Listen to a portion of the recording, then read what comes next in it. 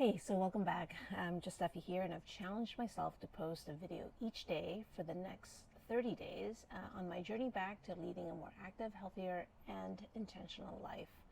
So I'm trying to figure out the best order to share data, so bear with me as we figure it out together. If you have suggestions, let me know and comment below. Okay, just looking at my notes down here. So first of all, I wanted to say yesterday I started off the day with a tiny habit. I was kind of in a rut and had a really bad day, just felt awful, was super tired, and I think it was sort of a culmination of a lot of different things.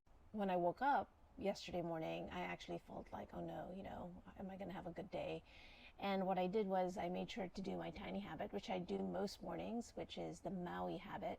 And if you haven't heard of this, I will leave a link below. It is based off of tiny habits from Fogg. And basically what the habit is you, for me, when I open my eyes from waking up, and as I put my feet on the ground to get up, I say to myself, it's going to be an awesome day. And then I usually have a smile on my face. Sometimes you do the power pose if you're inclined, but that's how I usually start my day. It certainly does bring sort of an intentional, positive way to start the day. Okay, so my sleep score yesterday was 88. I had gone to bed at 9:20-ish and got up around 5:45 a.m. I slept pretty good. I only woke up a few times, and I think I might have just woken up from a hot flash or something. Not sure. It was a really hot night. My readiness score for my Aura ring was 88, which according to Aura is optimal, so today is a good day for some activity. My activity score for yesterday was 79 and didn't really quite make the goal. So Aura will provide a calorie burn goal each day, and it changes based on your readiness, so which is kind of a nice way to do it. Yesterday's goal was 350 and I hit 267. I think moving forward, I'm actually going to use this as my activity goal that I can, reach for. So this last week I was careful because I had tweaked my back about a week ago and was still recovering from that. So I wanted to take it easy, but still get movement in. Intermittent fasting, I intermittent fasted for about 17 hours. I broke my fast with some medium boiled eggs and smoked oysters and macadamia nuts. My ketone was at 0.1, and so I definitely need to work on that a little bit this coming week.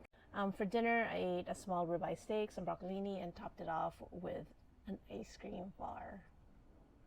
And I'll talk about that in a little bit. I started the morning with a walk around my neighborhood, which is like the minimum thing that I try to do every day. But the difference with yesterday was that I actually did a little bit of jogging with it. Now, I had a hysterectomy back in the end of May at just about 8 weeks post-op, so I'm starting to do more activity, more workouts, and I haven't run since before my surgery. I started doing a little bit of light jogging. So that's what I did yesterday, and it felt so good to just sort of get the motion in. Felt good. It was nice to kind of get the heart rate up and also to sweat. And then the other activity that I did was later in the day, I did use my husband's water rower. I was a bit careful because I did hurt my back last week, and so I wanted to make sure that the motion, I was very intentional about the motion. But I did about 5 minutes of it. It's great because it's super quiet and you can watch TV while you're rowing. Okay, so my BG for the day. So you can see that my BG trend goes down during the day. It's like from early morning, from midnight on during the morning, it's going down a little bit. There are no major spikes during my meal at lunch. It stayed stable. It wasn't going up or down significantly. The activity that I did didn't significantly impact my blood sugar either, so it wasn't intensive. But at dinner, it did increase at dinner time because of the ice cream bar that I ate.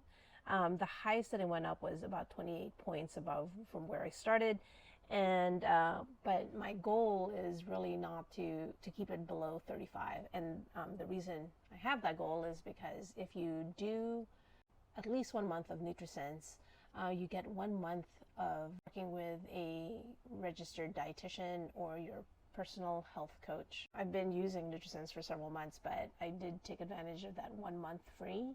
And the likelihood is I actually might sign up again. It's a fee of, I think, $50 a month. So it's something to think about, especially if you're wondering what you're eating and how it affects your blood sugar, and it can help you make decisions about what to eat. So that 1 month was really great working with M, and she's fantastic. And she basically gave me that goal of trying to keep it under 35 based on the 1 month data that I had. Even though it went up 28 points, I'm still okay because it was under 35, and also it went down 2 hours after eating dinner. So that ice cream bar, even though, you know, it's got sugar, it's processed, you know, sometimes you just need a little treat. And it's a fairly small ice cream bar, and I did want to know what the spike would be. And typically when I eat steak and some vegetables, my blood sugar doesn't really go up that much. The veggies will make it go up a little bit, but not that much. And so I can see here that 28 points, I'm okay with that, right? So on occasion, having a little treat like that would be okay, unless of course it kind of hurts my stomach or anything like that. But I didn't have any sort of indigestion or any gas or any pain. And that was my day, actually. So I'm ready for the weekend. I'm actually really looking forward to just having a nice, relaxing weekend, doing some stuff at home and spending some time with my son. I hope you found this useful. Make sure to subscribe, like, and share if you think someone else might enjoy, you know, walking the journey with us. And I will see you tomorrow.